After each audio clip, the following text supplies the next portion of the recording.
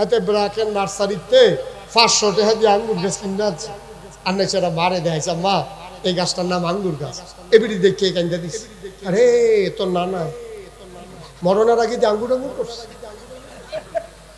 আঙ্গুর পাইছি না এরকম কিসমিসের মতো হুগান না, দুইটা আঙ্গুর করতে জানি সিফা দিয়া তোর নানার মুহ দিস্তাম খাইয়ে চোখটা বন্ধ করে লাইছে রে।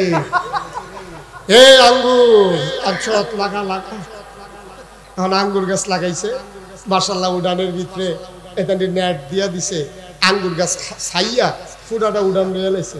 এবিডি আইতে যাইতে অজুর পানিটা দেয়, আঙ্গুর গাছ ফুল করে পড়া ধরে না, ফুল করে কথা করা বুঝার নাই কথা, ফুল করে পড়া ধরে না।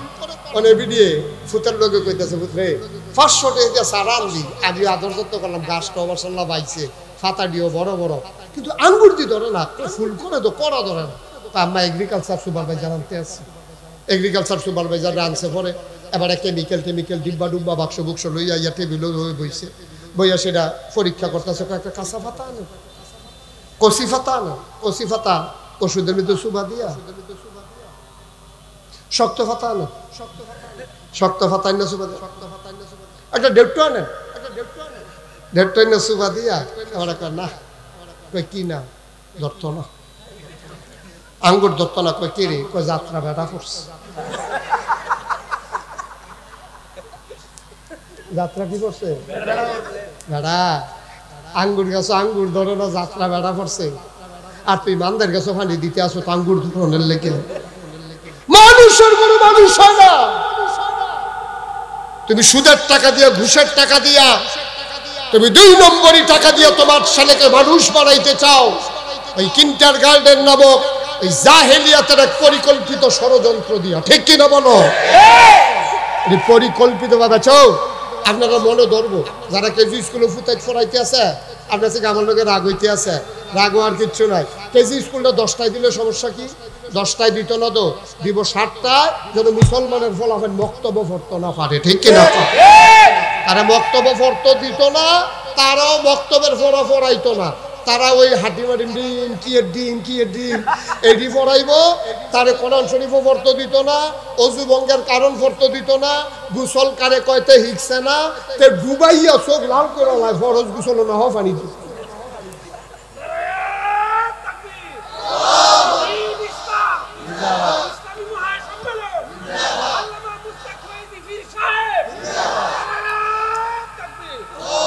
সবাই কোন আমিন, জোরে কোন আমিন।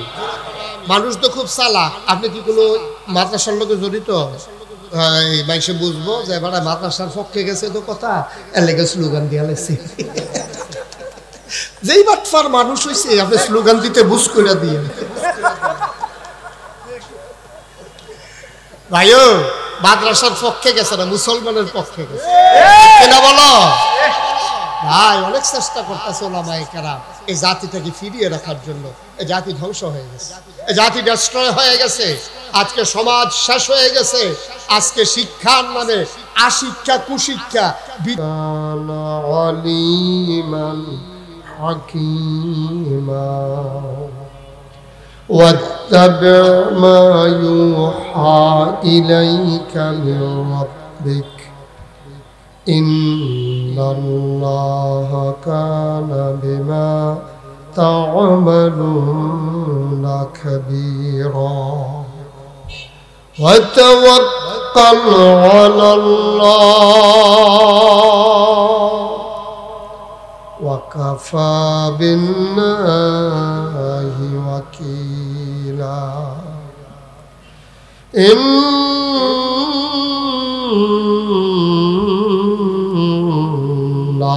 ইন্নাল্লাহা ওয়া মালাইকাতুহু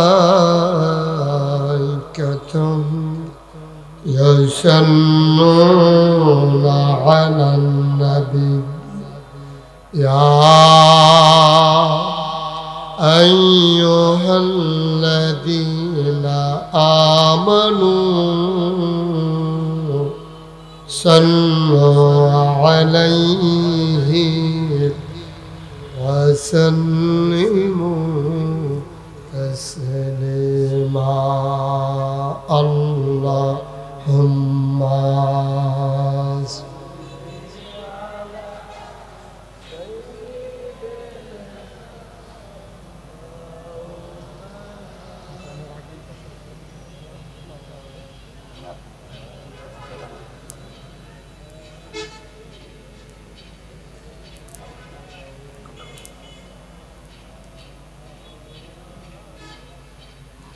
লা ইলাহা ইল্লাল্লাহ লা ইলাহা ইল্লাল্লাহ লা ইলাহা ইল্লাল্লাহ লা ইলাহা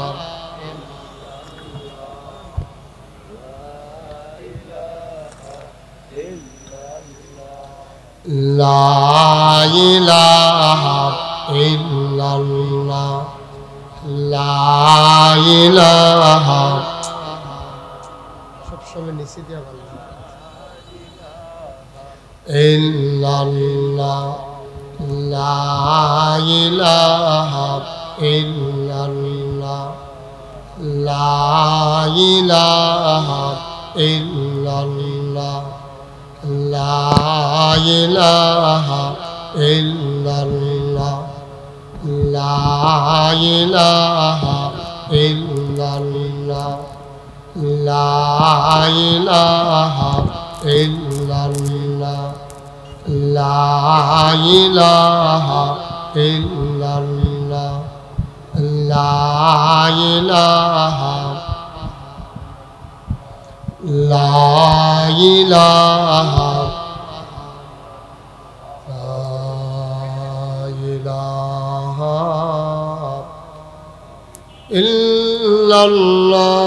ইল্লাল্লাহু মুহাম্মাদুর রাসূলুল্লাহ সাল্লাল্লাহু আলাইহি ওয়াসাল্লাম আল্লাহুম্মা সাল্লি ওয়া সাল্লিম ওয়া বারিক আলাইহি। সবাই পড়ি আলহামদুলিল্লাহ। জোরে পড়ি আর জোরে আল্লাহ তাবারক ওয়া তাআলার দরবারে আমরা লাখ কোটি শুকরিয়া জ্ঞাপন করছি, জেনে আমাদেরকে ঐতিহ্যবাহী ঐতিহ্যধন্য ব্রাহ্মণবাড়িয়ার একেবারে প্রাণ কেন্দ্রে না হলেও নদীর এই তীরবর্তী জায়গায় প্রাচীনতম একটি জনপদ, যে জনপদ ধন্য হয়েছে বড় হুজুরকে তার মাঝে ঘুম পাড়াতে রেখে, যে জনপদে হাজারো আলেমের জন্ম, যেই জমিনে ঘুমিয়ে আছেন হাজারো ওলামাই কিরাম। আলেমের শহর ব্রাহ্মণবাড়িয়ার পার্শ্ববর্তী ভাদুঘরে আহলে সুন্নত ওয়াল জামাত যুব সংগঠনের উদ্যোগে ষষ্ঠ বার্ষিক ইসলামী মহাসম্মেলন উপলক্ষে আজ ৩রা মার্চ রোজ রবিবার বরকতময় দিন শেষে অন্ধকারের চাদর যখন পৃথিবী ঢেকে দিয়েছে, জানান দিয়েছে রাত হয়ে গেছে, জেনে আমাদেরকে কর্মমুখর কর্মব্যস্ত আনন্দ ঘন একটি দিন অতিবাহিত করার পরে স্বাভাবিকভাবে ক্লান্ত পরিশ্রান্ত অবসন্ন এ পিঠ যখন বিছানা চায়, দু চোখ যখন ঘুম চায়, দেহ যখন আরাম চায়, সব আরামকে হারাম করে দিয়ে জেনে আমাদেরকে আজকের এই মাহফিলে আসার বসার কিছু কথা শোনার সুযোগ করে দিলেন। হৃদয়ের সবটুকুন আবেগ উচ্ছ্বাস ভালোবাসা আকুতি কাকুতি মিনতি জমা করে মাবুদের শিখানো কালেমা দিয়ে চিৎকার করে সবাই পড়ি আলহামদুলিল্লাহ। জনাব সাহেব সদর আজকের এই মাহফিলের জনাব সভাপতি হাফিজ মৌলানা শায়েখ ইমরান দামাত বারাকাতুহুমুল আলিয়া, আজকের মাহফিলের সম্মানিত সহসভাপতি, প্রধান আকর্ষণ যিনি আলোচনা করে গেছেন মুফতি রেজাউল করিম আবরার, কথা বলেছেন মাগরিবের পূর্বে মুফতি রেজওয়ান রফিকি সাহেব, আমন্ত্রিত ওলামায়ে কেরাম, উপস্থিত হয়েছেন এই এলাকার গণ্যমান্য ব্যক্তিবর্গ, হাজির হয়েছেন আমার হৃদয়ের কাছের মানুষ আলহাজ জাকারিয়া ভুইয়া সহ এই এলাকার বিভিন্ন দিনদার আশিকিন মুহজ্জিন, বিভিন্ন মসজিদের ইমাম সাহেবান, মুরব্বিয়ানে আযাম, মুফতিয়ানে আযাম, ওলামায়ে কেরাম, কলিজার টুকরা যুবকেরা, পর্দার আড়ালের আমার মা ও বোনেরা, সবার প্রতি আমার আবারও আন্তরিক সশ্রদ্ধ সালাম। আসসালামু আলাইকুম ওয়া রাহমাতুল্লাহি ওয়া বারাকাতুহু। ভাদুগড়ে করোনার আগে একবার প্রোগ্রাম দেওয়া হয়েছিল, কিন্তু করোনার কারণে আর আসা হয়ে ওঠেনি। যদিও আমি এখানে আর মাহফিল উপলক্ষে আসিনি, কয়েকবারই আমি বিভিন্ন কারণে এসেছি। এ পথ দিয়ে অসংখ্যবার যাতায়াত করেছি। আমি যখন এখানে আসলাম, যদিও আমি এখানে নতুন এসেছি, আপনাদের বরণ করে নেওয়া, আপনাদের আতিথেয়তা আমাকে মুগ্ধ করেছে। আমি অভিভূত হয়েছি, আমি প্রাউড ফিল করছি।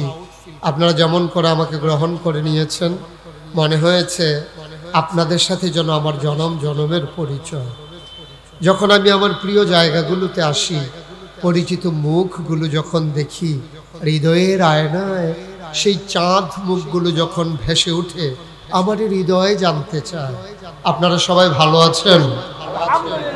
আল্লাহ আমাদেরকে সুস্থ রাখুক, সবল রাখুক, দ্বীনের পথে কায়েম এবং দায়েম রাখুক, সবাই পড়ে আমিন। বন্ধুগণ, লম্বা সময় আমরা কথা বলার সুযোগ পাবো না, যেহেতু আমাদের একটা রেস্ট্রিকশন আছে, একটা সীমাবদ্ধতা আছে।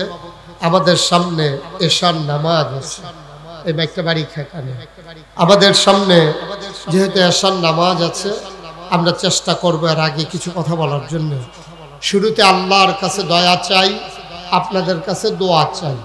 আল্লাহ যেন আমার মুখ দিয়ে সেই কথাগুলো বের করে দেয় যেগুলো আমার জন্য দরকার এবং আপনাদের জন্য দরকার। সবাই পড়েন আমিন। বন্ধুগণ, সেই দুপুরের পর থেকে আপনারা অনেক গুরুত্বপূর্ণ আলোচনা শুনেছেন। তো লম্বা সময় আমি আলোচনা করব না, একেবারে কিছুক্ষণ পরেই ছেড়ে দেব এমন। সবাই পড়ি আলহামদুলিল্লাহ, জুড়ে পড়ি, আরো জুড়ে। ভূমিকাতে আমি একটা মুহূর্ত সময়ও ব্যয় করতে চাই না, সরাসরি কোরআনুল কারীমে আমরা ঢুকে যেতে চাই। কোরআনে ঢোকার আগে আমরা আবার মারদুদ শয়তান থেকে ফেন হয়েছে, যিনি রহমান যিনি রহিম, তার নামে আবার শুরু করি। সবাই পড়ি। আউযু বিল্লাহি মিনাশ শাইতানির রাজীম। বিসমিল্লাহির রাহমানির রাহিম। ইয়া আইয়ুহান নাবিয়্যু তাকিল্লাহ ওয়া লা তুতি'ল কাফিরিনা ওয়াল মুনাফিকিন। আমার আল্লাহ রাব্বুল আলামিন কোরআনুল কারীমের এই দুনিয়ার মানুষের জন্য কোরআনকে হিদায়াত করে বানিয়ে দিয়েছেন। কোরআনুল কারীমের নামে আসেনি। 5 ওয়াক্ত নামাজে প্রতি রাকাতে আমরা আল্লাহর কাছে দরখাস্ত দিয়েছিলাম, ইহদিনাস সিরাতাল মুস্তাকিম, হে আল্লাহ সহজ সরল রাস্তা আমাদেরকে দেখাও। আল্লাহর কাছে চাইলে আল্লাহ দেয় নাকি দেয় না, এটা আওয়াজ করে জবাব দিতে হবে। হ্যাঁ, যেহেতু বসার জায়গা আছে, এই পাশে দাঁড়িয়ে না থাকলেও হইতো। তো ঠিক আছে, দাঁড়ান। কিছু লোক দাঁড়াই থাকার দরকার আছে। কিছু লোক দাঁড়াই থাকলে আমরা মাহফিলের পরে বলতে পারবো যে এই লোক হয়েছে, জায়গা হয়েছে না। বসেন না, দাঁড়াই থাকেন। হ্যাঁ, বসার দরকার। সবাই পড়েন আমিন। আল্লাহ রাব্বুল আলামিন আল্লাহর কাছে দরখাস্ত দিলে আল্লাহ কবুল করে নেন। আল্লাহ বলেন, উদউনি আস্তাজিব লাকুম, বান্দা তুই আমার কাছে চা, আমি তোরে দিয়ে দেব। তুই দোয়া কর, আমি কবুল করে নেব। তোর দরখাস্ত আমি মঞ্জুর করে নেব, চাওয়াকে পাওয়ায় পূর্ণতা দিয়ে দেব। আমার আল্লাহ তাবারক ওয়া তাআলা কোরআনুল কারীম আরো সুন্দর করে ওয়াজ করে দিলেন। ওয়াল্লাযীনা জাহাদু ফীনা লানাহদিয়ান্নাহুম সুবুলানা ইন্নাল্লাহা লামাআল মুহসিনিন। যারা আল্লাহর পথে চলতে চায়, যারা আল্লাহর পথ জীবনকে নিজের পথের সাথে মিলিয়ে নিতে চায়, ওয়াল্লাযীনা জাহাদু ফীনা, যারা চেষ্টা করে ফিল ইসলাম, যারা ইসলাম মানতে চায়, যারা ইসলাম বুঝতে চায়, লানাহদিয়ান্নাহুম সুবুলানা, আল্লাহকে পাওয়ার জন্য যতগুলা রাস্তা আছে আমার আল্লাহ বান্দার সামনে সবগুলা রাস্তা সহজ করে দেন। বলেন সুবহানাল্লাহ। আমরা আল্লাহর কাছে চাইলাম ইহদিনাস সিরাতাল মুস্তাকিম, হে আল্লাহ তুমি আমাদেরকে সহজ সরল রাস্তা দেখাই দাও। আল্লাহ রাব্বুল আলামিন দেখে কয় যালিকাল কিতাবু লা রাইবা ফি হুদাল লিল মুত্তাকিন। সহজ সরল রাস্তা পেতে চাও, যে পথ মিশে গেছে জান্নাতে। আমরা বলি জি মাওলা, আমাদের আকল বড় কম, বুঝ বড় কম, আমাদের জ্ঞান বড় কম, আমাদেরকে সেই রাস্তা দেখাও যে রাস্তা গেছে মিশে গেছে জান্নাতে। আল্লাহ কয় লা রাইবা ফি হুদাল লিল মুত্তাকিন। এই 30 পারা কোরআন, 114 সূরার কোরআন, লা রাইবা ফি, যার ভিতরে কোনো সন্দেহ নাই, হুদাল লিল মুত্তাকিন, ভয় পাওয়া মানুষের জন্য এই কোরআন হলো হেদায়েত। বলো সুবহানাল্লাহ। ১৫০০ বছর আগে সুদীর্ঘ 23 বছরের ব্যবধানে আল্লাহ তাবারক ওয়া তাআলা কোরআনুল কারীম নাযিল করে দিলেন।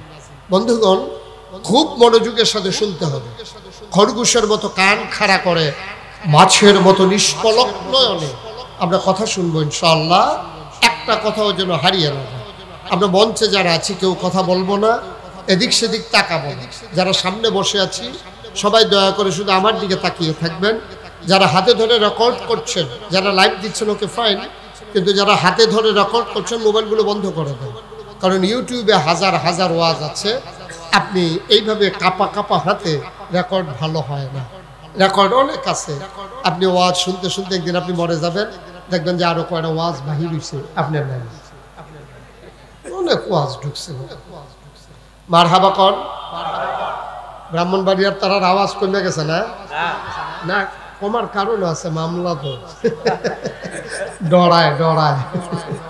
টেনশন করার দরকার নাই, ধরলে আগে আমারে ধরবো, এরপরে আপনার আরে ধরবো, কোনো চিন্তার দরকার নাই ইনশাআল্লাহ। আওয়াজ দেব সিংহ পুরুষের মতো, বলি সুবহানাল্লাহ, বলি আলহামদুলিল্লাহ, আল্লাহু আকবার, সবাই পড়ে আমিন। তো যেই কথাটুকু বলছিলাম, আল্লাহ তাবারক ওয়া তাআলা ১৫০০ বছর আগে কোরআন দিলেন। এই কোরআন যারা মানলেন তারা হয়ে গেলেন সোনার মানুষ। পশ্চিমা বিশ্বের যারা মনীষী, খুব খেয়াল করবেন, আমি বুঝিয়ে বুঝিয়ে বলবো, পিছনে কথা বলেন না কেউ। পশ্চিমা বিশ্বের যারা মনীষী, America, Britain, France, Germany, Switzerland, Sweden, এরকম বড় বড় বিশ্বের যারা ইউনিভার্সিটির প্রফেসর, যারা ডক্টরেট করছে, তারা গবেষণা শুরু করলো। ১৫০০ বছর আগে মোহাম্মদ নামক একটা মানুষ এসে, যেই জমানায় মানুষগুলো ছিল বর্বর, বেদুইন, যাযাবর, মূর্খ, অসভ্য, জাহেল, যারা রাস্তার মোড়ে দাঁড়াই থাকতো লাঠি সোটা নিয়ে ডাকাতি করার জন্য, যারা নারীকে নারীর মর্যাদা দিত না, শ্রমিককে শ্রমিকের ন্যায্য পাওনা দিত না, যাদের ভিতরে ছিল শ্রেণী বৈষম্য, মানুষে মানুষে ছিল আকাশ পাতাল প্রভেদ, মানুষ মানুষকে বিক্রি করত, কৃতদাস বানাতো, মানুষ মানুষের উপরে জুলুম করত, নির্যাতন করত। মানবতা দূরের কথা, পশু প্রবৃত্তিগুলো যখন মাথা চারা দিয়ে উঠেছিল, সেই জামানায় যখন পাপ পঙ্কিলতায় ছেয়ে গেছিল গোটা বিশ্ব, যেই জামানাকে সবাই মিলে নাম দিয়েছিল আয়ামে জাহিলিয়া, অন্ধকার যুগ, সেই যুগে একটা মাত্র মানুষ আসলো। তিনি এসে মাত্র 23 বছর সময় পেলেন। 24-40 বছর বয়সে নবুয়ত, 63 বছর বয়সে ইন্তেকাল। মাত্র 23টা বছরে তিনি সোনার এই মানুষগুলোকে বর্বর, বেদুইন, যাযাবর, মূর্খ, চোর, ডাকাত, বদমাইশ এই মানুষগুলোকে অপরাধী, সন্ত্রাসী, তাদেরকে বানিয়ে দিলেন সোনার মানুষ, সুশীল, ভদ্র, আধুনিক, আল্লাহওয়ালা, পরহেজগার, জান্নাতি, যাদের ব্যাপারে আল্লাহ বলেন রাদিয়াল্লাহু আনহুম ওয়া রাদু আনহু, সুবহানাল্লাহ বলেন। কয় বছরে? কথা না, কয় বছরে? মাত্র 23 বছরে মোহাম্মদ নামক মানুষটা কি দিয়ে এই মানুষগুলাকে সোনার মানুষ বানাইলো, কি দিয়ে বানাইলো, তারা গবেষণা শুরু করে দিল। অথচ তাকিয়ে দেখেন, খুব খেয়াল করে শুনবেন, 1757 সালের 23 জুন পলাশীর আম্রকাননে নবাব সিরাজউদ্দৌলাকে পরাজিত করে ইংরেজেরা এই ভারত উপমহাদেশে ক্ষমতা দখল করেছে। 1947 সালের 14 আগস্ট এই ভারত উপমহাদেশ থেকে ইংরেজরা বিদায় হয়েছে। তারা খেয়াল করে দেখেছে যে এই দেশে শাসন করা যাবে না। এখন যদিও হিন্দুরা মনে করে যে ইংরেজ বিতাড়নে বিশাল ভূমিকা রেখেছে, অথচ সবচেয়ে বেশি ভূমিকা রেখেছে ইংরেজ বিতাড়নে ওলামায়ে কেরাম। 10,000 আলেম, ওই ফেনী থেকে শুরু করে ত্রিপুরা রুট পর্যন্ত যে রাস্তাটা ছিল, এটার নাম ছিল ট্যাঙ্ক রুট। এই শার্শা রুট ছিল না। এই শার্শা রুটের দুই পার্শ্বের গাছের সাথে ঝুলাইয়া 10,000 আলেমকে এক রাত্রে ফাঁসি কাস্টে ঝুলানো হয়েছে। সেই 24 পরগনায় মুজাদ্দেদে জামান ফুরফুরা আবু বকর সিদ্দিক আল কুরাইশি রহমাতুল্লাহ আলাইহির বাড়ির ভিতরে ইংরেজ বিরোধী মিটিং হয়েছিল, সর্বভারতীয় আলেমদের মিটিং হয়েছিল। এই আলেমদের ঐক্যবদ্ধ প্রচেষ্টায় 200 বছর শাসন শোষণ করার পরে ইংরেজরা চলে গেছে আপনার এই ব্রিটিশে। যাওয়ার সময় এই ভারত উপমহাদেশটাকে দুইটা ভাগ করে দিয়েছে। একটা হলো হিন্দুস্তান, আর একটা হলো পাকিস্তান। পাকিস্তান ছিল আবার দুই ভাগ, একটা ছিল পূর্ব পাকিস্তান মানে আমরা, আর একটা ছিল পশ্চিম পাকিস্তান। পশ্চিম পাকিস্তানের মানুষগুলো ছিল চালাক, আমরা ছিলাম একটু সহজ সরল, বোকা না। বোকার সহজ সরল এক জিনিসটা, আমরা সহজ সরল, আমরা বোকা না, বাটফার সিটার না আর কি, ঠিক কিনা কও? আমরা ছিলাম সহজ সরল, ওরা ছিল চালাক। ওরা ক্ষমতার এমন ভাবে ধরছে, ওরা আর আমাদেরকে দেয়নি। আমরা পাশ করার পরেও আমাদেরকে ক্ষমতা না দেওয়ার কারণে 1971 সালের 26শে মার্চ এক মহান ঘোষণার মাধ্যমে আমার দেশের আপামর জনতা এক রক্তক্ষয়ী সংঘর্ষে জড়িয়ে পড়ল। 1971 সালের 16ই ডিসেম্বর পৃথিবীর মানুষ দেখলো এই বাংলার আকাশে সবুজ আর লালের মিশ্রণে এক পতাকা পথ করে উঠছে। আমরা ওই সাধারণ মানুষেরা, খেটে খাওয়া মানুষেরা, আমাদের জীবনের বিনিময়ে আমরা স্বাধীন সার্বভৌম একটি দেশ পেলাম। দেশের নাম এই সবুজ শ্যামল বাংলাদেশ আমরা পেয়ে গেলাম অনেক লাঞ্ছনা, বঞ্চনা, গঞ্জনার পরে। আমার দেশের কৃষকেরা চিকন, চিনিগুড়া, কালিজিরা, নানান ধরনের চাউল করত, আর এইগুলো খাইতো পশ্চিম পাকিস্তানের এলিট পার্সন যারা ধনী মানুষ যারা, তারা। আমার ঝুট মেলে নরম নরম কার্পেট বানানো হতো, এইগুলা শোভা পেত পাকিস্তানের এলিট পার্সন, মন্ত্রী, এমপির বেডরুমে আর ড্রয়িং রুমে। বঞ্চনার স্বীকারোক্তি দিয়ে আমরা গর্জে উঠলাম, সিংহের মতো ঝাঁপিয়ে পড়লাম, যার কাছে যা আছে আমরা স্বাধীন বাংলাদেশ পেলাম। তাইলে 1757 থেকে 1947 এখানে গেল 200 বছর। 1947 থেকে এই 1971 এখানে গেল 23 বছর। 1971 থেকে আজকে 2024 এখানে গেল প্রায় 50-52 বছর। কিন্তু খেয়াল করে দেখেন, নবী সোনার মানুষ বানাইছিল কয় বছরে? ভুলে গেছেন না? নবীজি সোনার মানুষ বানাইছিল কয় বছরে? আর আমরা হারাইলাম 200 বছর পাকিস্তান, এই আপনার ইংরেজদের কাছে, 23 বছর পাকিস্তানির কাছে, আর বাংলাদেশ হয়েছে 53 বছর। এতগুলো বছর গেল, সোনার মানুষ নবীজি বানাইতে পারলো 23 বছরে। আমরা আজকে এতটা বছরও সোনার মানুষ বানাইতে পারলাম না। আমরা টপ টু বটম, চকিদার থেকে শুরু করে উপর পর্যন্ত, অফিস আদালত, চাকরি বাকরির ক্ষেত্রে সকল জায়গায় বাংলার মানুষ সোনার বাংলায় সোনার মানুষের বদলে পেল চিটার আর বটপাড়ের হেডকোয়ার্টার। কারণটা কি? নবীজি পারলো 23 বছরে, আমরা কেন পারলাম না এত বছরে? না পারার কারণটা কি? নবীজি সোনার মানুষ বানাইছিল কোরআন দিয়া, আমরা সোনার মানুষ বানাইতে চাই কোরআনকে ঝেঁটিয়ে পেটিয়ে বিদায় করে দিয়া। ঠিক কিনা কও? নবীজি সোনার মানুষ বানাইছিল চোর গুন্ডা বদমাইশগুলোকে, তিনি শাসনের আওতায় এনে তাদেরকে শাস্তির ভিতরে নিয়েছিলেন। আর আমরা বাংলাদেশে সোনার মানুষ বানাতে চাই কোরআনের খাদেমদেরকে, কোরআনের পাখিদেরকে জেলখানায় নিয়া। সুতরাং কোনোদিন যা হবার নয় তা কোনোদিন হবেও না। সোনার মানুষ বানাতে হলে আবার যেতে হবে কোরআনের কাছে, যেতে হবে আলেম ওলামার কাছে, যেতে হবে হক্কানি পীর মাশায়েখের কাছে। ঠিক কিনা বলেন? তাহলে আবার সোনার মানুষ সম্ভব। এজন্য ১৫০০ বছর আগে কোরআনুল কারীমে ২১ পারায় সর্বশেষ সূরার নাম সূরা আহজাব, যেখানে ৭৩টা আয়াত ৯টা রুকু, যেখান থেকে আমি শুরু করেছিলাম, যেখানে আল্লাহ ডাক দিয়া বলেন ইয়া আইয়ুহান নবী, হে নবী। যদিও এখানে নবীকে ডেকেছেন, এখানে ইনক্লুড করা হয়েছে, এখানে আওতামুক্ত করা হয়েছে, এখানে সবাইকে ডেকে নিয়ে আসা হয়েছে। অর্থাৎ যদিও নবীকে ডাকা হয়েছে, এখানে কিয়ামত পর্যন্ত যত মানুষ আসবে সবাইকে যেন আল্লাহ ডেকে বলেন ইয়া আইয়ুহান নবী, হে নবী, হে নবী, হে নবীর উম্মত, হে নবীর অনুসারী, হে ২০০৪ সালে ২৪ সালে ৩রা মার্চ তোমরা যারা ঈদগাহ ময়দানে ভাদু করে এসেছিলে সবাইকে যেন আল্লাহ ডেকে বলেন ইয়া আইয়ুহান নাস, ইয়া আইয়ুহান নবী, ইয়া আইয়ুহাল্লাযীনা আমানু ইত্তাকুল্লাহ, তোমরা ভয় পাবা শুধুমাত্র, কেবলমাত্র, একমাত্র আমার আল্লাহ। ঠিক কিনা বলেন? ভয় পাবেন কারে? জোরে বলতে হবে কারে? আচ্ছা, আল্লাহ এই কথা বললো না কেন যে ভয় পাইবা পীর সাহেবরে? কেন বললো না ভয় পাবা তোমার আব্বারে? কেন বললো না ভয় পাবা পুলিশ রে? কেন বললো না ভয় পাবা র্যাব, ভয় পাবা গোয়েন্দা, ভয় পাবা সেনাবাহিনী, দলীয় ক্যাডার? কাউকে ভয় পাওয়ার কথা বলে নাই, গ্রাম্য সর্দার কাউকে বলে নাই। বলছে যে ভয় পাবা শুধু আল্লাহ। ভয় পাবা কারে? বা কথা কয় না দেখি, ভয় পাবা কারে?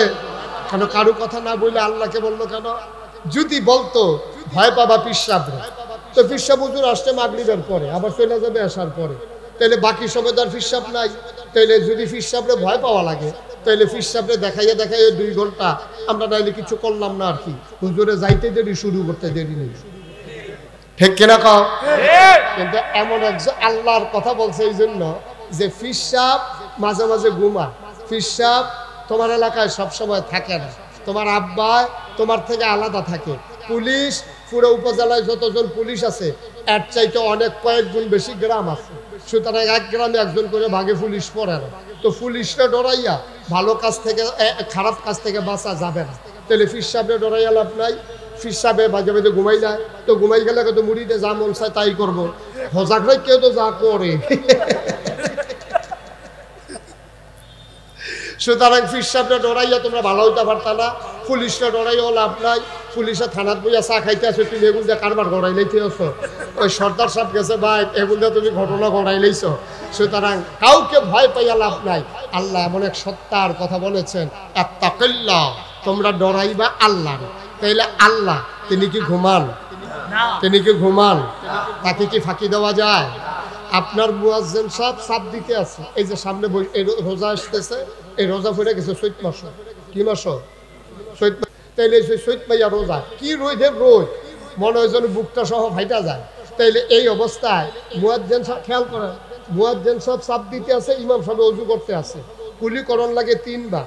এবারে করছে কি, ফইলারটা হালাইছে, শেষেরটা হালাইছে, মাইদারটা ডুব গিল হালাইছে। মনে করেন, মনে করেন, মনে করেন, আমরা ইমাম সাহেবরা তো আর এই কাম করে না। মনে করেন মুয়াজ্জিন সাহেব চাপ দিতে আছে, ইমাম সাহেব কুলি করতে আছে, 2টা হালাইছে, মাইদারটা ডুব গিলছে। মুয়াজ্জিন সাহেব কইতে পারবো? দেখবো? মুয়াজ্জিন সাহেব বুঝছেও না। মুয়াজ্জিন সাহেব মনে করছে যে কুলি তো 3টা হালাইছে, মাইদার কই গেছে, এবার তো আর কুলি গন্ত আছে না বইয়া বইয়া। ঠিক কিনা কও? তাহলে মুয়াজ্জিনরা ফাঁকি দেওয়া যায়। তুমি ঘরের ভিতরে এসি লাগাইয়া রুম বন্ধ করে তুমি যদি খাও, তোমার ওয়াইফ গেছে শপিং এ, তুমি বসে বসে খাইতে আসো, তোমার ফাঁকি দেওয়া সহজ। এর লিগে আল্লাহ তাবারক ওয়া তাআলা কয় না, এমন একজন তুমি তারে ডরাইবা যিনি অন্ধকারেও থাকে, যিনি আলোতেও থাকে, যিনি দিনেও থাকে, যিনি রাতেও থাকে।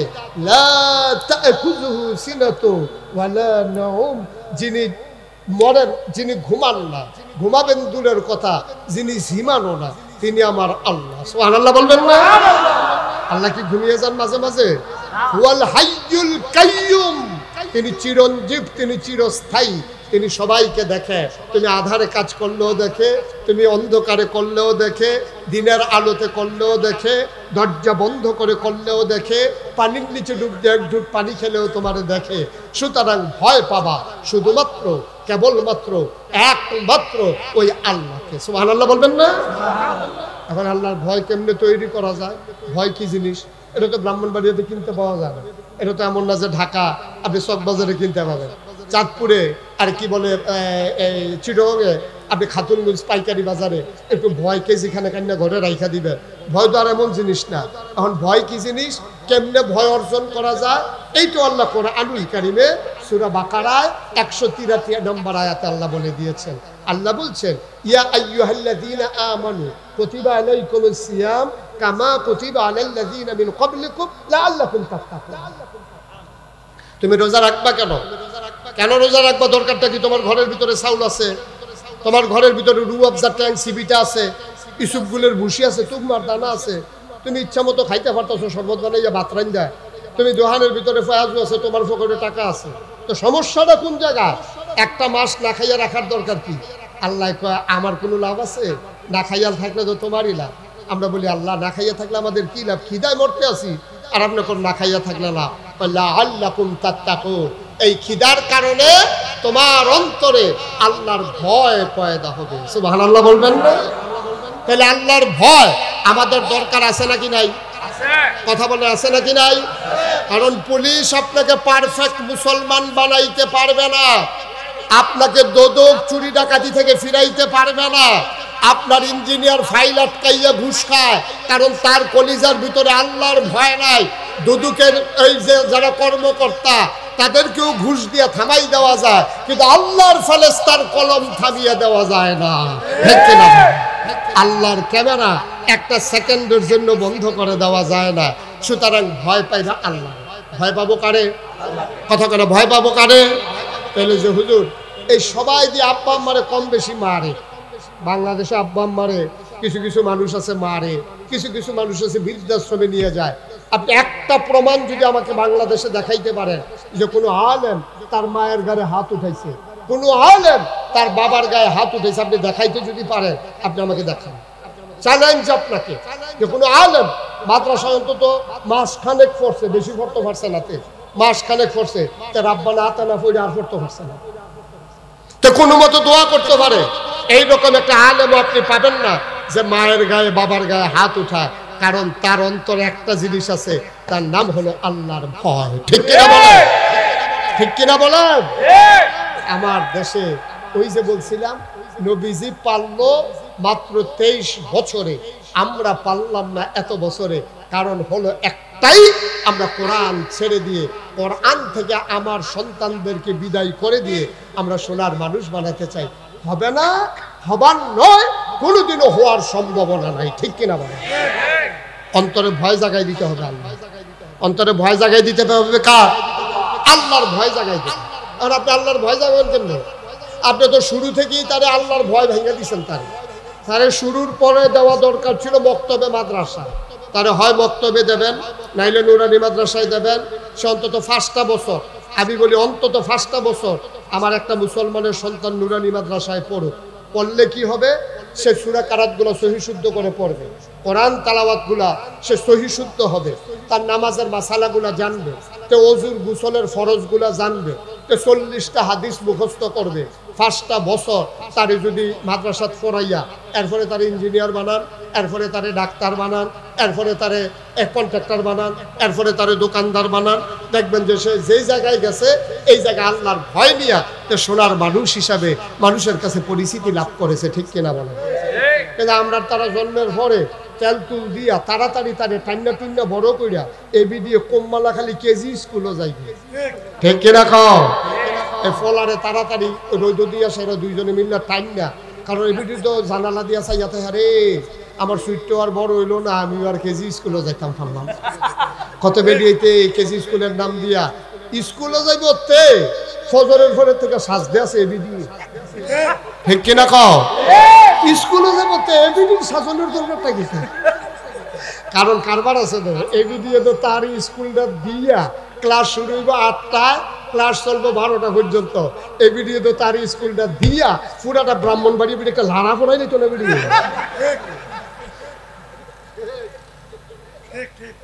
ঠিক কিনা কও? তারে ফলানোর কথা আউযুবিল্লাহ বিসমিল্লাহ, তারে শুরু করছে টুইঙ্কেল টুইঙ্কেল।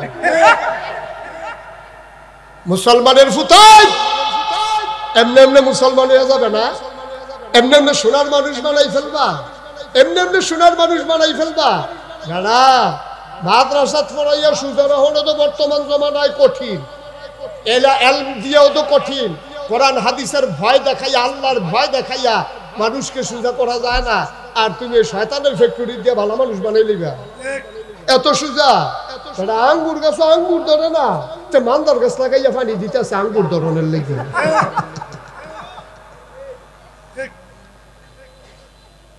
ঠিক কিনা কও? কষ্ট হইতে আছে। আঙ্গুর গাছে তো আঙ্গুর ধরে না, হাতে ব্রাকের নার্সারিতে 500 টাকা দিয়ে আঙ্গুর গাছ কিনে আছে। আর না সেটা মারে দেখাইছে, মা এই গাছটার নাম আঙ্গুর গাছ। এবারে দেখে কান্দা দিস, আরে তোর নানা মরণের আগে দিয়ে আঙ্গুর আঙ্গুর করছে। আঙ্গুর পাইছি না, এরকম কিসমিসের মতো হুগান না, 2টা আঙ্গুর করতে জানি সিফা দিয়া তোর নানার মুহ দিস্তাম খাইয়ে চোখটা বন্ধ করে লাইছে রে। হে আঙ্গুর আচ্ছত লাগা লাগা, এখন আঙ্গুর গাছ লাগাইছে মাশাআল্লাহ, উডানের ভিতরে এটা নেট দিয়া দিছে। আঙ্গুর গাছ ছাইয়া ফুটাটা উডান নিয়ে লাইছে। এবিডি আইতে যাইতে অজুর পানিটা দেয়, আঙ্গুর গাছ ফুল করে পড়া ধরে না, ফুল করে কথা করা বুঝার নাই কথা, ফুল করে পড়া ধরে না। মানে এবিডি ফুতের লোকে কইতেছে, বুঝলে 500 টাকা দিয়ে সারা আনলি, আমি আদর যত্ন করলাম, গাছটা মাশাআল্লাহ বাইছে, ফাতা দিও বড় বড়, কিন্তু আঙ্গুর দিয়ে ধরে না, ফুল করে তো পড়া ধরে না। তা আমরা এগ্রিকালচার সুপারভাইজার আনতে আসছি, এগ্রিকালচার সুপারভাইজার আনছে পরে এবারে কেমিক্যাল ডিব্বা ডুব্বা বাক্স বুক্স লইয়া ইয়া টেবিল বইছে, বইয়া সেটা পরীক্ষা করতেছে। একটা কাঁচা ফাতা আনে, কচি ফাতা আনে, কচি ফাতা ওষুধের মধ্যে সুবা দিয়া, শক্ত ফাতা আনে, শক্ত ফাতা আনে সুবা দিয়া, একটা ডেটটো আনেন, ডেটটো আনে সুবা দিয়া। আমরা কয় না, কই কি না ধরতো না, আঙ্গুর ধরতো না। কই কি রে? কই যাত্রা বেড়া করছে। যাত্রা কি করছে? বেড়া। আঙ্গুর গাছ আঙ্গুর ধরে না, যাত্রা বেড়া করছে। আর তুই মান্দার গাছ পানি দিতে আসো আঙ্গুর ধরনের লেগে। মানুষের কোনো মানুষ হয় না। তুমি সুদের টাকা দিয়া, ঘুষের টাকা দিয়া, তুমি 2 নম্বরই টাকা দিয়া তোমার ছেলেকে মানুষ বানাইতে চাও। ওই কিন্টার গার্ডেন নামক এই জাহেলিয়াতের এক পরিকল্পিত ষড়যন্ত্র দিয়া, ঠিক কিনা বলো? পরিকল্পিত ভাবে চাও। আপনারা মনে ধরবো যারা কেজি স্কুলে ফুটাই ফরাইতে আছে, আপনার থেকে আমার লোকের রাগ হইতে আছে, রাগ হওয়ার কিচ্ছু নাই। কেজি স্কুলটা 10টায় দিলে সমস্যা কি? 10টায় দিত না তো, দিব 7টায়, যেন মুসলমানের ফলাফল বক্তব্য পড়তো না পারে, ঠিক কিনা? তারা বক্তব্য পড়তো দিত না, তারাও বক্তব্যের ফোড়া ফোড়াইতো না। তারা ওই হাটিমারি ডিম কি ডিম এটি পড়াইব। তারে কোরআন শরীফও পড়তে দিত না, অজু ভঙ্গের কারণ পড়তে দিত না, গুসল কারে কয়তে হিকছে না, তে ডুবাইয়া চোখ লাল করে লাই ফরজ গুসল না হওয়া পানি দিত।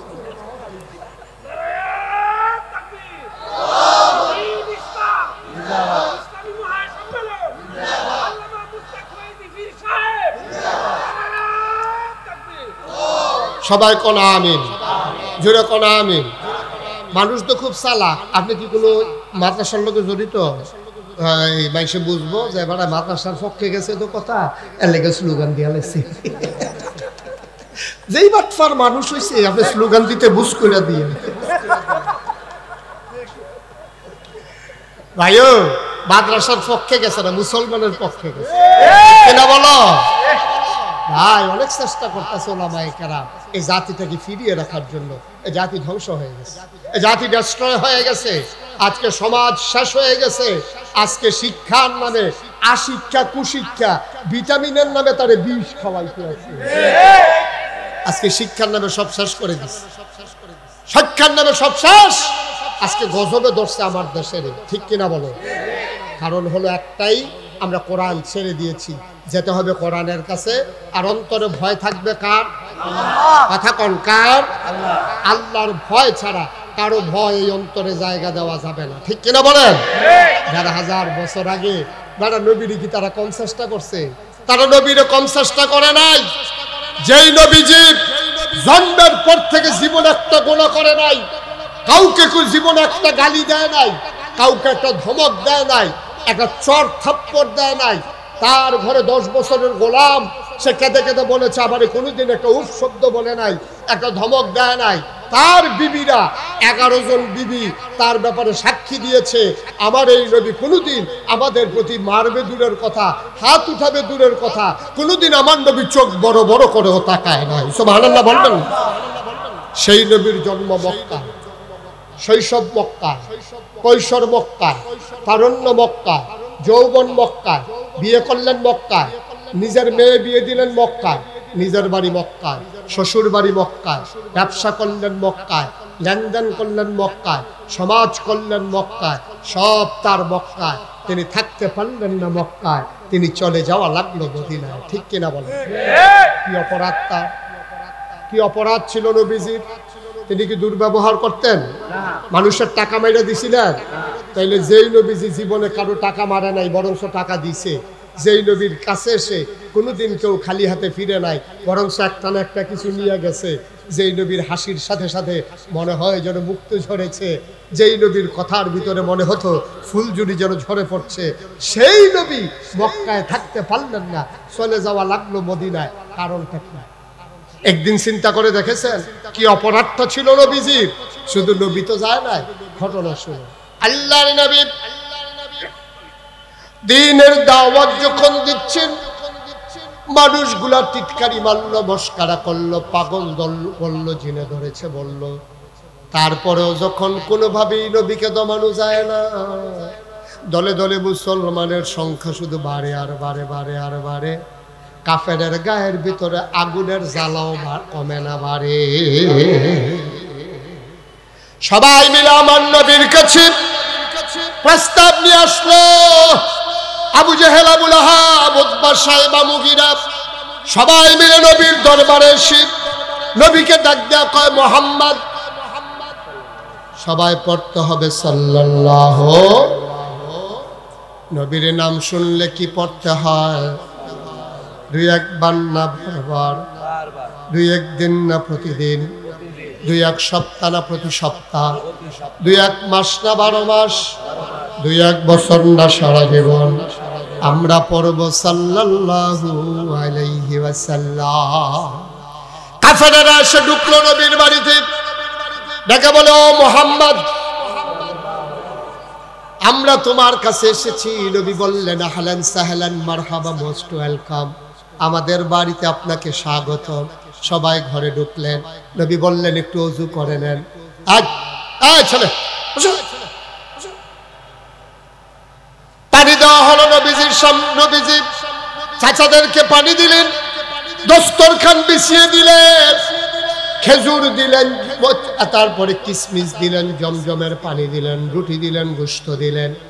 তারা একজন আরেকজন রে কয়, মানুষটা যদি আল্লাহর কথা না বলতো বড়ই ভালো মানুষ ছিল, মেহমানদারিও তার বড় চমৎকার। আল্লাহর কথা কইয়া একটা ফ্যাস লাগাইছে। আমরার মতো যদি দেবদেবীর কথা কইতো তাইলে আর কোনো সমস্যা ছিল না। ব্যবহার তো ভালো, মাশাআল্লাহ, চেহারাও তো সুন্দর, কথাবার্তা আচরণও তো ভালো, মেহমানদারিও তো করে ভালো। ওই আল্লাহ আল্লাহ করে একটা ফেসটা লাগাইছে। আচ্ছা দেখি বুঝাই হলো যে কোনো লাইন করণ যায় কিনা। তো তারা কইতাছে মুহাম্মদ। আহারে কই ওয়াজ করতে আসি মুহাম্মদ, এটা লইয়া ফরন লাগতো না কইয়া। মাহফিলও থাকতে কোন আমি গেলা গেছি কিতা করবেন কি? আমি যাওয়ানোর লগে লগে তো তারা দেখবেন রাস্তা দিয়া সেরা কইবে হুজুররা কত কথায় কয় বিড়িটা দে, সব কথা হুন্ডা ফাড়া যাইতো না। এই বিড়ি টানতে আছে আর ওয়াজ বিড়ির দোমার লগে উঠতে আছে, ওয়াজ তো হেন শেষ। যেখানে যেটা বলা দরকার আওয়াজ দিয়া কইেন মুহাম্মদ সাল্লাল্লাহু আলাইহি সাল্লাম। এই এতক্ষণ হইছে মুহাম্মদ সাল্লাল্লাহু আলাইহি সাল্লাম।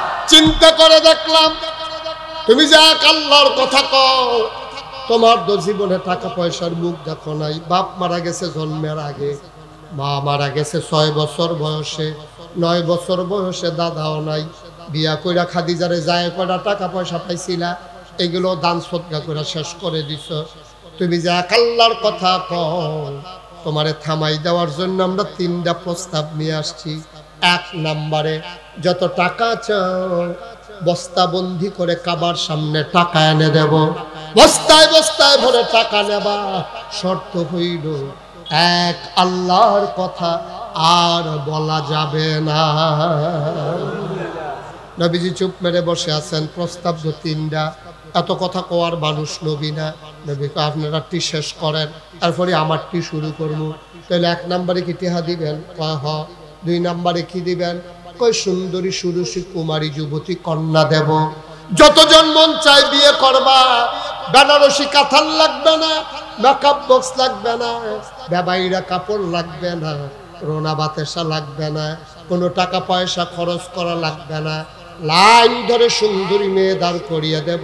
যতজন মন চায় বিয়ে করবা। শর্ত হইল এক আল্লাহর কথা আর বলা যাবে না। কয়টা গেল? মোট কয়টা? 3 নাম্বার, নেতা হইতে চাও। যদি নেতা হইতে চাও, তোমার আমরা নেতা বানাই দেব।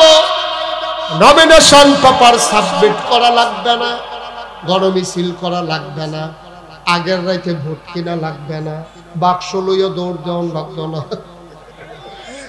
দাঁড়ানো লাগতো না। তোমার সাথে আমরা কেউ প্রতিদ্বন্দ্বিতা করব না। তুমি হয়ে যাবা একক নেতা। শর্ত হইল এক আল্লাহর কথা আর বলা যাবে না। আমরা দেশের মানুষ না তো হইতো চায় নাকি চায় না? নির্বাচনের খবর না। নির্বাচন হলো 2 বছর পরে। হ্যাঁ, তো 2 বছর আগে গাছ উঠতে আপনার শুভেচ্ছা আসেনি রে কারবা। হ্যাঁ, তো গাছ উঠতে আপনার বাদুল ঈদগার এই রাস্তার কোনার মধ্যে গাছের মধ্যে হাতে উঠতে সেরা আপনার তো আরেকটা সিটাগাং পাইয়া নামছে। এই রাত্রে অন্ধকার, মাঝে মাঝে বিজলি সংকেতেছে, টিপ টিপ ফোটা ফোটতে আছে। হেতে এমনি ডরাই রইছে। আর যখন তেহেন যা যাইতে লইছে, তারে কি শয়তানে গুতাইছে। তো ওই উফরের দিকে চাইয়া দেখে কেডা জানি আতলারে। ও মা গো কইয়া সিন্দান দিয়াতে বেহুশ। দারোয়ানে দৌড়াইয়া পানি টানি দিয়ে হুশ করে কয় কি দেখে বেহুশ হইছে? কয় গাছ উইটা কেতা জানি আতলারে। টর্চ লাইট টিপ দিয়া দেখে আমরা হেতে নির্বাচন করবো তে অসভ্য। নির্বাচন 2 বছর পরে। তুই এত আগে গাছ উঠতে বই স্বীকৃতি তুই ফইরা ঠ্যাং টুং ভাঙনের লিখে তো আসেনি রে কারবা। আহারে মানুষ আর খালি নেতা হইতো। নেতা হইয়া দেখছে লাভ আছে তো? নেতা হইয়া দেখছে লাভ আছে? নেতা হইয়া দেখছে গরিব বেলা নেতা হওয়ার কারণে ধনী হয়ে যায়, ঠিক কিনা কম? এখন দেখছে যে নেতা হইলে সুবিধা ভালো করে বুঝি সারা লাভ। এই চিন্তা করে হবলে খালি আপনার তারা নেতা হইয়া যায় গীত চায় না। হুজুবিল্লাহ করতেন না? তা হ্যাঁ, তারা মনে করছে আমার নবী হইল। তারা 3টা প্রস্তাব দিছে, কথা মনে আসেনি? টাকা, নারী, নেতা। কথা মনে আছে? নবীজি রাজি হইছে। কথা বলে নবী রাজি হইছে। আমরা যদি দেওয়ানের আগে রাজি হয়েছি কে? আমরা যদি একটা আকিস বিড়ি ধরাই দিলে বাধ্য করতে 2.5 কাউতলি নেওয়া যায় সেকেন্ডের ভিতরে, ঠিক কিনা কম? তা আমরা এরকম বললাম কেন? নবীজি যে রাজি হয় না। নবীজি কি কইছে? নবীজি বলছে চাচা আপনারা যেটা বল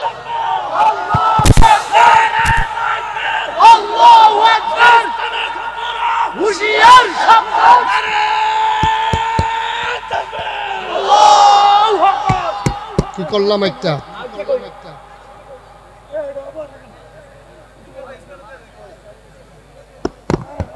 সবাই পড়ে না। আমিন। মাইক নাই? তোমার মাইক নাই তো? আস্তাগফিরুল্লাহ। হাওলা ওয়ালা। এখন ঠিক আছে না? তার কপাল থাক কিতে আছে এটা কইলাম না। এই জন্য আমি অনেক জায়গায় মাইক মেনফিস মোরা বান্ধিয়া হতাই নেই। যাইতার সময় বান খুল্লা দিতে আটতে আটতে বাজি না। এটা গুতাগুতি করে এই মাইকটা চলতেছে বালা হুদুদি। আমি একটা বালা মাইক মেনফিস জিজ্ঞেসলাম কি জানি তুই এরকম করস কে রে? কাও হজা ঘুমের ভিতরে বেড়াই আমরা স্বপ্ন বিলাইতে নেতা করে জুতো ভিতরে।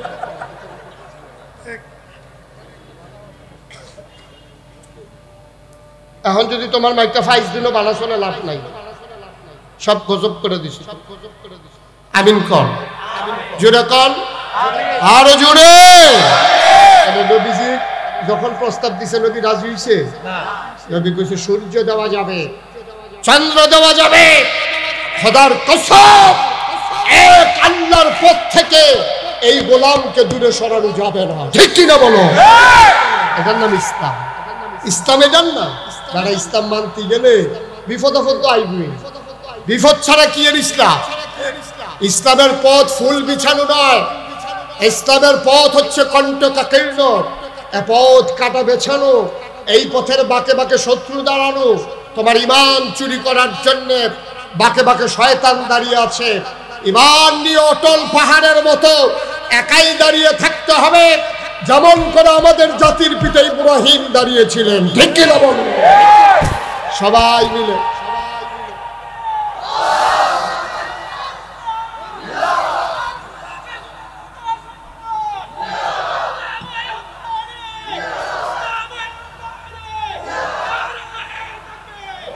সবাই পড়ে না আমিন, জোরে পড়ে না আমিন। ওই হাজারো বছর আগে মুসলমানের জাতির পিতা যিনি ইব্রাহিম, ওই ইব্রাহিম আলাইহিস সালামের জমানায় নমরুদ যখন খোদাই দাবি করেছিল, ইব্রাহিম ছিল একা। ঠিক কিনা বলো? সেই আমাদের বাবা, আমাদের আব্বা, আমাদের জাতির পিতা ইব্রাহিম একা একদিকে দাঁড়িয়ে আছে, আর নমরুদের মন্ত্রী, এমপি, উজির নাজির, উপদেষ্টা, পুলিশ, র্যাব, গোয়েন্দা সব মিল্লা একদিকে, আমাদের আব্বা একদিকে। সবাই মিল্লা নমরুদরে সাজদা দিছে। আব্বাকে দিছিল? আব্বা বলছেন সাকিম, আমি অসুস্থ। আব্বা ময়দানেই যায় নাই। আব্বা প্রমাণ করে দিয়েছে, এই ফুতাত, এই ফুতাত, এমন একটা দিন আইব রে, 2024 সাল আইব তোর কাছে। এমন একটা সময় আইব তোরা বিপদে পড়বি, তোরা এই জন্য টান দিব, সেই জন্য হুমকি দিব, সেই জন্য ধমক দিব। তোরা বাহাতে শিক্ষা গ্রহণ কর। আমি একলা ছিলাম, একলা একলা, তোর আব্বা একা। তারপরও নমরুদের সামনে মাথা নত করে নাই। সুতরাং আমি একা যেমন মাথা নত করে নাই, মনে রাখবো মামলা হবে, হামলা হবে, জেল জুলুম নির্যাতন হবে, প্রয়োজনে জীবন দেওয়া যাবে, ইমান দেওয়া যাবে না। রাজি আছো কিনা? হাত তুলে দেখো। সবাই পড়ে না আমিন, জোরে পড়ে না আমিন। আমরা জীবন দিতে পারবো, ইমান দিতে। সবাই রাজি আছেন ইনশাআল্লাহ? কারণ আমাদের কাছে জীবনের চাইতে ইমানের দাম কোটি কোটি গুণ বেশি। ঠিক কিনা? জীবনের পরে কোনো দাম আছে নাকি? ফিফরারও একটা জীবন আছে, এই জীবনে কত ফিফরা ডোলা দিয়ে মারলাম। মশারও একটা জীবন আছে, এই জীবনে কত মশারি টাঙ্গাইয়া বাইরে ফারে না দেখিয়া মশারির ভিতরে ডুবাইয়া থাপড়াইয়া মার লাগে না। মশার যে একটা জীবন, ফিফরার যেমন একটা জীবন, তোমারও তো একটাই জীবন। এই জীবনের দাম নাই, দাম হইল ইমান। জীবনের দাম না ইমানের দাম। সুতরাং জীবনের মায়া করে লাভ নাই। ফাটু অসুখ হইয়া মাইসা মরে, করোনা হইয়া মরে, ডেঙ্গু হইয়া মরে, ঠেড়া ফইরা মরে, উষ্টা খাইয়া মরে, বাসের তলে ফইরা মরে। এই মরার চাইতে আল্লাহর পথে মরা অনেক ভালো। ঠিক কিনা বল? সুতরাং মনে রাখবা, মুশতাক ফয়েজি যদি আর কোনোদিন না আসে, কোনোদিন যদি তোমাদেরকে না ডাকবে, মনে রাখবা আমি এসেছিলাম, মনে রাখবা আমি এসেছিলাম। মুসলমানের কোনো অপরাধ নাই, একটাই তাদের অপরাধ, ওয়ামা নাকামু মিনহুম ইল্লা আইয়ুমিনু বিল্লাহিল আজিজিল হামিদ। আমাদের একটাই অপরাধ, আমরা এক আল্লাহর উপর ঈমান এনেছি। ঠিক কিনা বলো? এই অপরাধ ছাড়া আমাদের অপরাধ নাই। আর এই অপরাধে যদি অপরাধী হতেই হয়, আমরা সেই অপরাধীর তালিকায় নাম লেখাতে সবাই প্রস্তুত আছি। ঠিক কিনা বলো? আল্লাহর প্রতি ঈমান আনার কারণে যদি অপরাধী হই, এই অপরাধী হইতে আমাদের কোনো আপত্তি নাই। সবাই পড়ে না আমিন, জোরে পড়ে না আমিন। বন্ধুগণ, নবী থাকতে পারলেন না মক্কায়, চলে যাওয়া লাগলো মদিনায়।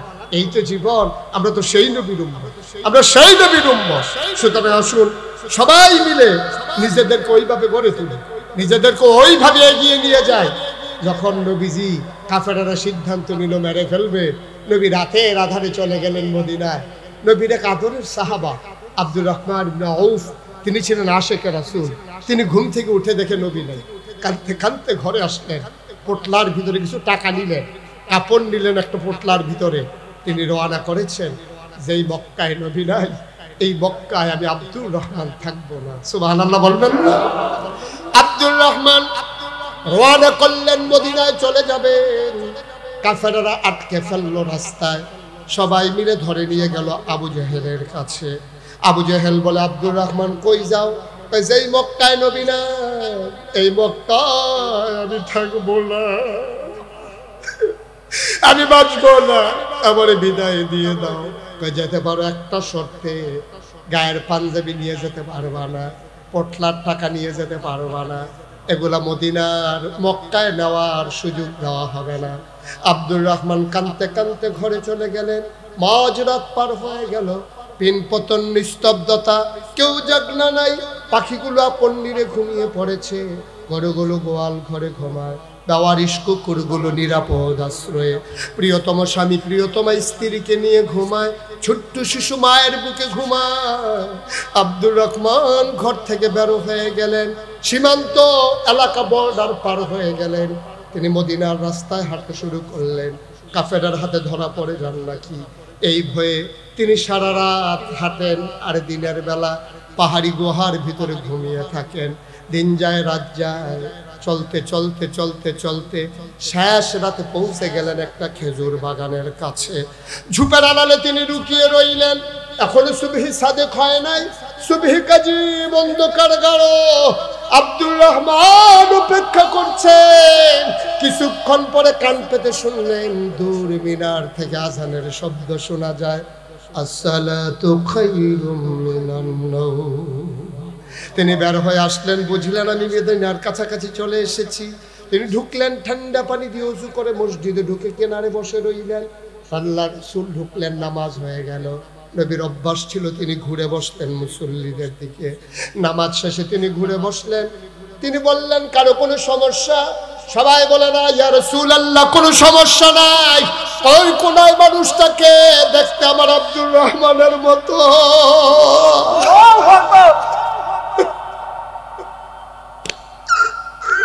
ওই কোনার মানুষটাকে আব্দুর রহমান আস্তে করে দাঁড়ালেন, বললেন, ইয়া রাসূলুল্লাহ, আমি আব্দুর রহমানের মতো না, আমি আব্দুর রহমান। আল্লাহর নবীকে, আব্দুর রহমান রে, এটা তোর কেমন অবস্থা? তুই কত শৌখিন মানুষ ছিলি, একটা পাঞ্জাবি ধোয়ার পর একবারের বেশি গায়ে দিতি না। তুই কত দামি পারফিউম আতর ব্যবহার করতি। তুই হেঁটে গেলে মানুষ জানতো আব্দুর রহমান হেঁটে যায়। এত সুন্দর চেহারা ছিল তোর, চুলগুলো তার উস্কো খুস্কো, দাড়িগুলো তার ধুলায় মাখা, চোখগুলো তার গর্তের ভিতরে, বুকের হাড্ডিগুলো তার দেখা যায়। আল্লাহর নবী কয়, আব্দুর রহমান রে, এই অবস্থা তোর কে করে দিল? আয় আয় আয় আয় আমার কাছে আয়। আল্লাহর নবী হাত ছড়িয়ে দাঁড়ালেন। আব্দুর রহমান লাফ দিয়ে নবীর বুকের উপরে পড়ে গেলেন। নবী ধরে আছেন আব্দুর রহমান কি, আব্দুর রহমান ধরে আছেন নবীকে। নবীর চোখের পানি দিয়ে আব্দুর রহমানের পিঠ ভিজে যায়, আব্দুর রহমানের চোখের পানি দিয়া নবীজির বুক মুবারক ভিজে যায়। আল্লাহর নবী কান্দে, আব্দুর রহমানও কান্দে, আর আব্দুর রহমান নাক দিয়ে ঘষে ঘষে নবীর গা থেকে নবীর গায়ের জান্নাতি গন্ধ নিতেছে।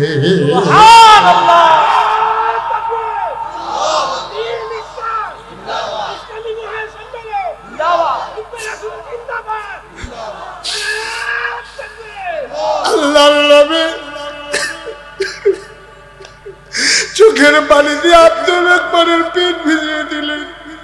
আব্দুর রহমানের চোখের পানি দিয়ে নবীজির বুক মোবারক ভিজে গেল। আল্লাহর নবীও ছাড়ে না, আব্দুর রহমানও ছাড়ে না। কতদিন পরে নবীর সাথে আমার দেখা। আহারে, নবীর গায়ের কি গন্ধ রে। আব্দুর রহমান নিতেছে।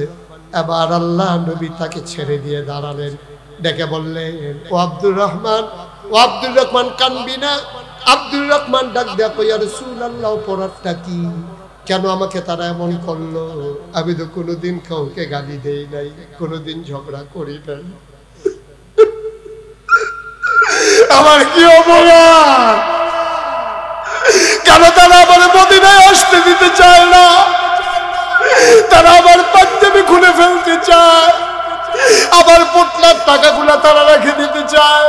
আমি কি অন্যায় করেছিলাম?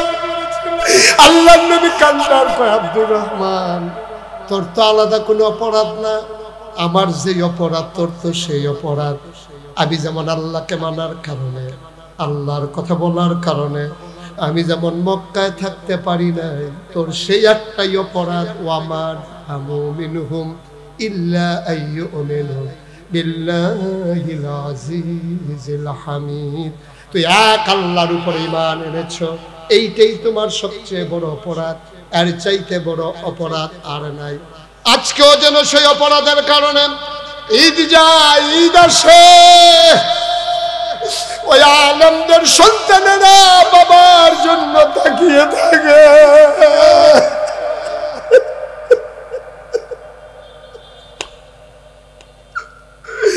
কত মানুষের স্বামী, কত মহিলার স্বামী বিদেশ থেকে আসে, মহিলারা অপেক্ষায় থাকে স্বামী আসবে, কিন্তু যে আলেমেরা আজকে বাংলার জেলখানায়, তাদের অপেক্ষার যেন শেষ নাই। মহিলার চোখের পানি যেন শুকিয়ে গেছে, বাবা কারে বলে বাচ্চা যেন ভুলে গেছে। একটাই অপরাধ, ওই আলেমেরা এক আল্লাহর উপর ঈমান এনেছে, ঠিক কিনা?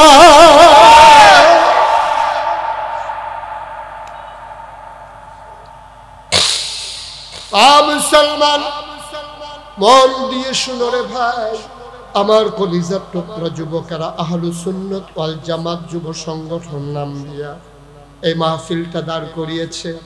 32 বছর মুশতাক হয়েছি মাহফিল করি, মাহফিলে কদম দিনে মাহফিলের ওজন বুঝি। আজকের এই ভাদুগর ঈদগাহ ময়দানের মাহফিলে কদম দিয়া আমার মন সাক্ষী দিয়েছে, আল্লাহ তোমাদের এই মাহফিল কবুল করে নিয়েছে। সব মাহফিল এক মাহফিল মনে কইর না, সব দোয়া এক দোয়া মনে কইর না। আল্লাহ আজকে সব এই এলাকার মাহফিলটা কবুল করে নিয়েছেন। সবার কাছে আবার বিনয়ের সাথে মিনতি, যারা আমরা হাজির হয়ে গেলাম, একটা মানুষও গোনা মাফ না করাইয়া আমরা দাঁড়ানো থেকে নড়ব না ইনশাআল্লাহ। কেমনে করব? আল্লাহর নবী কয়, মাছির মাথার পরিমাণ একটা ফোঁটা চোখের পানি যদি তুমি ছেড়ে দাও, ওই চোখের পানি নাকের মাঝামাঝি আসার আগে তোমার জীবনের পাহাড় পরিমাণ গুনাহ মাফ। সুতরাং আমরা সবাই মিলে তওবা করি, দরকার আছে নাকি নাই? আজকের এই মাহফিলটা যুবকেরা সাজিয়েছে, হাজার হাজার টাকা খরচ করে ফেলেছে, প্রতি বছর যেন মাহফিলটা হয়। এই যুব সংগঠন এই ইফতারের সামগ্রী নিয়ে মানুষের দরজায় দাঁড়ায়, অসহায় মানুষের পাশে দাঁড়ায়, এতিম বাচ্চাদের পাশে দাঁড়ায়। এই মাহফিলে ইচ্ছে করলেই আমরা একটু শরীক হয়ে তাদেরকে এগিয়ে দিতে পারি। একটা লোক লাভ দিয়া দাঁড়াও, হুজুর দোয়া করে দেয়। এই মাহফিলের জন্য, যুব সংগঠনের জন্য আমি দিয়া দেব 10,000 টাকা, 10,000 টাকা, 20,000 টাকা। জাহিদ হাসান আমার বড় মহব্বতের মানুষ, জাকারিয়া ভুইয়ার ছেলে,